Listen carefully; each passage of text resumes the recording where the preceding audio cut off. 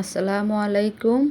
আমি বাংলাদেশি ব্লগার মায়া বলছি ঢাকা থেকে। কেমন আছেন সবাই? আশা করি ভালো আছেন। আমি আবারও হাজির হয়ে গেলাম আপনাদের কাছে আরেক ব্লগ ভিডিও নিয়ে। আর আজকে আমি আপনাদেরকে দেখাবো আমাদের নোয়াখালীর একটা বিখ্যাত তরকারি রেসিপি। ওটা নারকেল দিয়ে খায়। ঢাকার মানুষে ওটাতে হয়তো বা আলু দেয়, নয়তো বা শুধু মাছ দিয়ে রান্না করে, কিন্তু আমাদের এখানে আমরা নারকেল দিয়ে রান্না করতে পছন্দ করি।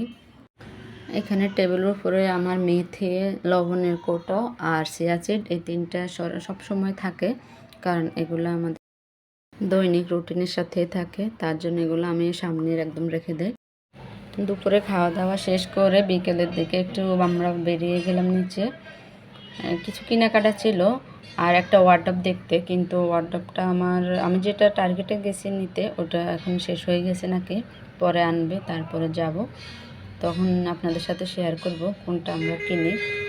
এখন চলেন তো মূল রেসিপি এখন আপনাদের কাছে ওই রেসিপিটাই শেয়ার করি, যেটা আমাদের নোয়াখালীতে অনেক পছন্দের একটা রেসিপি। এখানে 300 গ্রাম সিম নিয়েছি, ওটাকে ধুয়ে আমি রেখে দিছি। এখন একটা কড়াইয়ে আমি তেল দিয়ে দিচ্ছি, সামান্য পরিমাণ তেল দিয়ে দিচ্ছি। তারপরে এখানে আমি পেঁয়াজ আর কাঁচামরিচ এগুলাকে একটু ভেজে নেব, একটু হালকা বাদামি কালার আসা পর্যন্ত ভেজে নেব।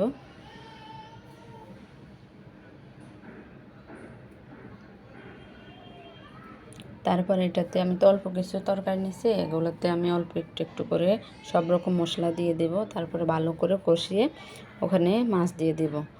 মাছ তো বাজি করে খাই আমরা মাছ, কিন্তু যখন আপনাদের ভাইয়া তাজা তাজা বড় মাছ আনে, কাতল মাছ, রুই মাছ, তখন আমি প্রথম 2-3 দিন একটু এভাবে রান্না করি। তো চলেন আপনাদের সাথে শেয়ার করি আমাদের নোয়াখালীর বিখ্যাত শিম নারিকেল মাছ দিয়ে কীভাবে রান্না করি।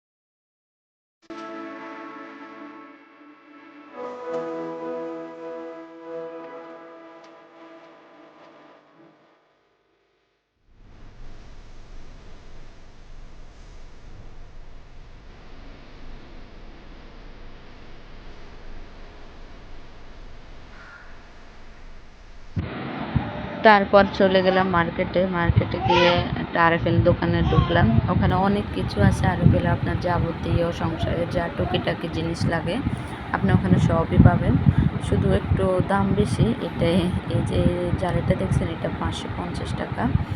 এখানে যাই নেবেন একটু দাম দিয়ে নিতে হবে। মানুষে বলে না, দাম যেরকম কাম সেরকম, ওইটা এখানে দামও বেশি, আবার জিনিসগুলো নিলে ওগুলো অনেক ভালো পড়ে।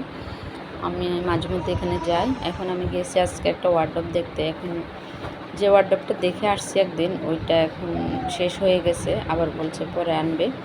যখন আনি আপনাদের সাথে শেয়ার করব। এগুলা দেখছি।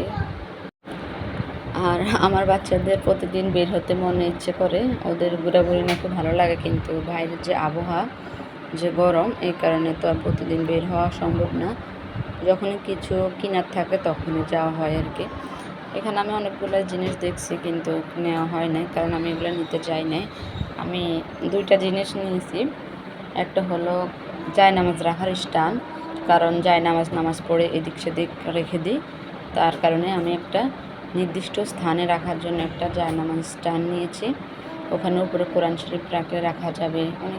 অনেক বড়টাই নিয়েছি, কারণ ছোটোটার মধ্যে এক জিল রাখা যায় এই কারণে। আর একটা নিয়েছি ফিরনি, রুটি বেলে যে ওই ফিরনি বেলুন, ওগুলো রাখার একটা স্ট্যান্ড। এখনও লাগাই নাই, দেখি কবে লাগানো যায়, লাগালে আপনাদের সাথে শেয়ার করব। তো চলেন দেখেন আমার আজকের ব্লগটা। আশা করি আমার সাথেই থাকবেন। একটা লাইক দিয়ে আমাকে উৎসাহিত করুন, কারণ আপনাদের উৎসাহিতের কারণে কিন্তু আমি আপনাদের সাথে পরিবারের সদস্য হয়ে থাকতে পারবো। না হলে তো আগেরটার মতো এটা তো আমি বাদ থেকে যাব। সবটাই নির্ভর করবে আপনাদের উপর। আপনারা কি ইউটিউবে আমাকে রাখবেন নাকি আপনারা আমাকে বাদ রেখে যাবেন। আপনাদের একটা লাইক একটা সাবস্ক্রাইব অনেক উপকারী, আমাদের কাজে আসবে। তো ঠিক আছে, দেখেন আজকে আমি কি কিনলাম আর আপনাদের সাথে শেয়ার করে। এ দোকানে অনেক ভালো ভালো জিনিস পাওয়া যায়। তো চলেন দেখে নিই।